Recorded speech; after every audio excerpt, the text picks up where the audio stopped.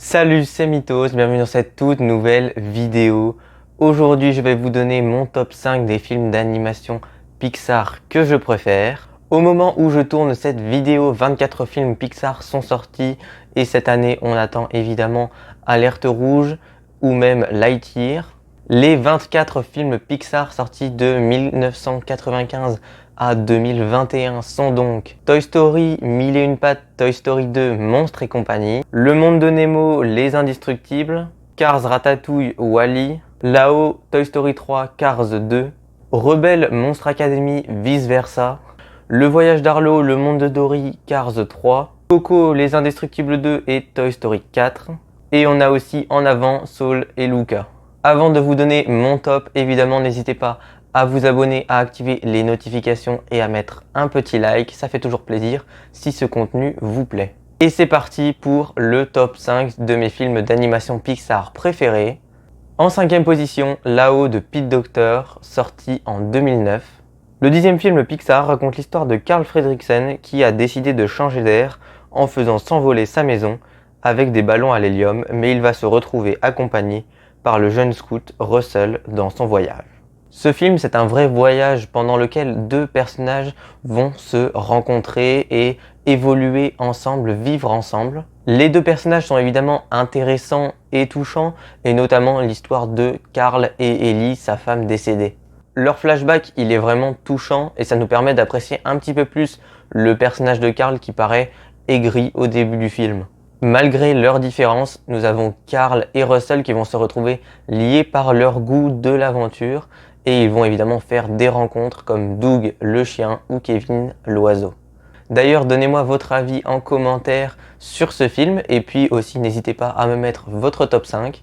En 4e position, Ratatouille de Brad Bird, le 8e film Pixar sorti en 2007. Ce film nous raconte l'histoire d'un rat nommé Rémi qui va se retrouver séparé de sa famille et qui va se rendre dans les cuisines d'un grand restaurant parisien chez Gusto. Il va faire la connaissance d'Alfredo Linguini, un commis de cuisine avec qui il va redorer le blason du restaurant.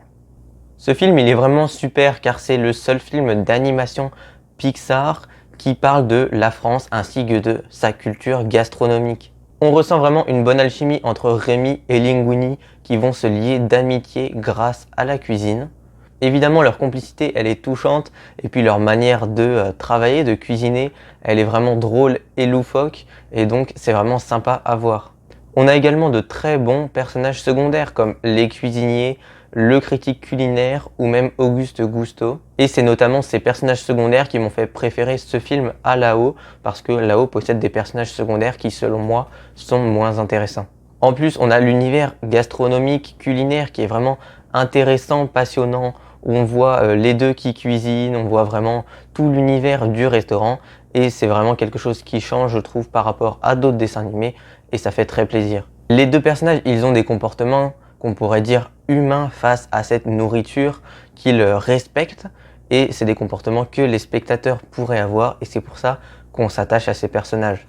Les antagonistes que nous avons dans ce film sont vraiment bons et le film arrive à rassembler petits et grands devant un bon repas et un bon film. Ratatouille est donc pour moi un film incroyable et c'est donc mon 4e film d'animation Pixar préféré. Évidemment, je pense que tout le monde l'a vu, mais je vous invite à aller le voir si vous ne l'avez pas vu. En 3e place, Luca d'Emilio Casarosa, le 24e film d'animation Pixar sorti en 2021. Ce film raconte l'histoire de la créature humanoïde aquatique Luca qui va découvrir le monde et les dangers de la surface avec son ami Alberto.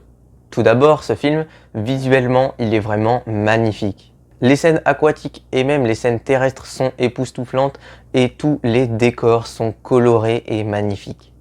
Malgré le fait que ce film soit récent, il m'a touché au niveau de l'histoire, mais surtout au niveau du fait qu'il développe la culture italienne. En effet, ce film il se passe en Italie, dans la Riviera italienne des Cinque Terre. On a vraiment ces petits villages italiens avec des maisons colorées dans les montagnes et ça nous donne vraiment quelque chose de très beau. Et c'est vraiment cool d'avoir le vocabulaire italien avec quelques mots qui ressortent tout au long du film, voire même des expressions. On a aussi toute cette culture du sport, des pâtes ou même de la famille. On a deux personnages principaux, Luca et Alberto, qui sont très différents mais qui restent complémentaires. On a Alberto qui est solitaire et Luca qui lui est timide et ne veut pas vraiment s'aventurer à la surface car il a peur des représailles. Cependant, ils vont se retrouver liés par leur envie de découverte du monde extérieur et leur envie de voyager comme ils le souhaitent. Évidemment, ce Pixar, comme tous les Pixar, il possède une morale de fin, celle qui est d'accepter les différences et d'en faire une force plutôt que de les rejeter.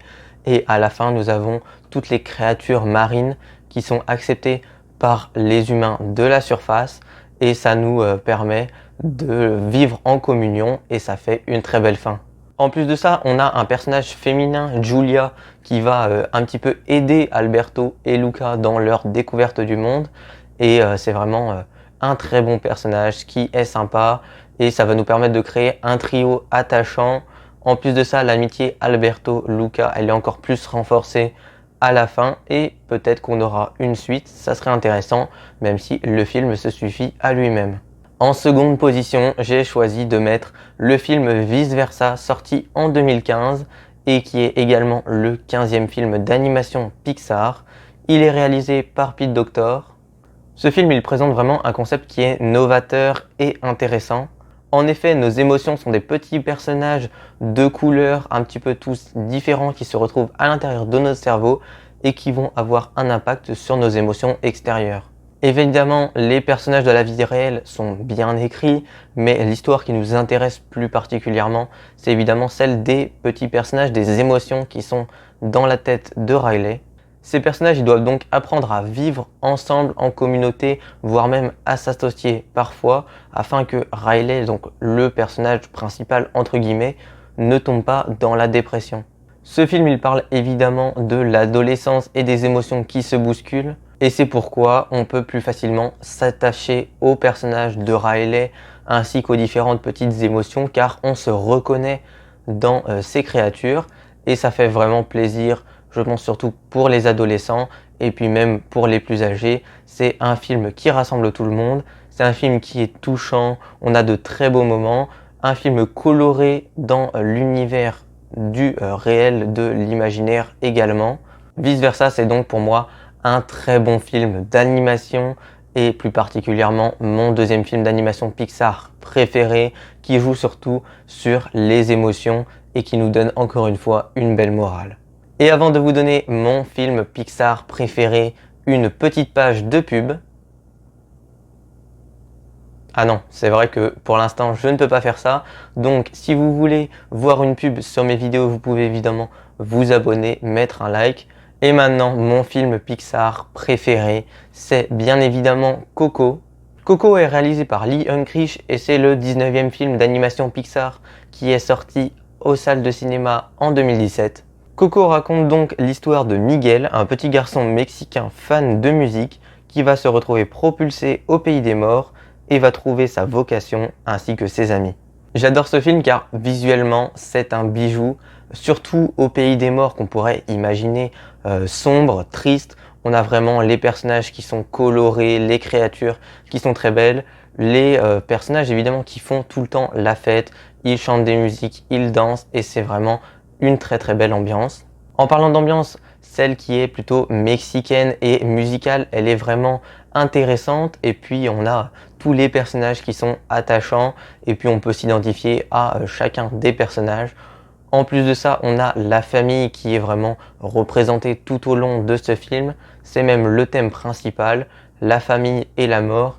Et on a deux très très belles morales comme d'habitude. On a Miguel qui va essayer de faire accepter à sa famille que la musique est une bonne chose et qu'il faut arrêter de la bannir.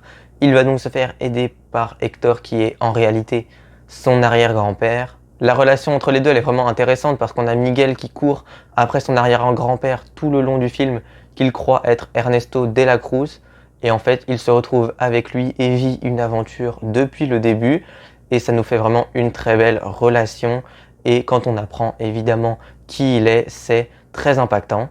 On a évidemment des chansons dans ce film et elles servent vraiment à l'intrigue. Ce ne sont pas des chansons juste rajoutées pour faire plaisir. Ce sont des chansons qui sont vraiment touchantes et notamment Ne m'oublie pas quand Miguel la chante avec son arrière-grand-mère Coco. L'aventure et le protagoniste sont vraiment inattendus et l'histoire pour moi est incroyable. Ce film est incroyable, c'est mon film d'animation Pixar préféré. C'est donc ma foi tout pour mon top 5 des films d'animation Pixar que je préfère. En 5e position, nous avons évidemment eu Là-haut. En 4e position, Ratatouille. En 3e position, Luca. En seconde position, Vice Versa. Et en première position, nous avons eu Coco. Si vous êtes d'accord avec mon top, dites-le moi dans les commentaires. Si vous n'êtes pas du tout d'accord, dites-le moi également. Mettez-moi votre top dans la description. Et puis, je vais tout lire et vous répondre. Comme d'habitude, si cette vidéo vous a plu, vous pouvez évidemment vous abonner en activant les notifications pour être au courant des prochaines vidéos. Vous pouvez aussi liker cette vidéo ainsi que la partager à vos amis. Sur ce, j'espère que cette vidéo vous a plu. C'était Mythos. Salut!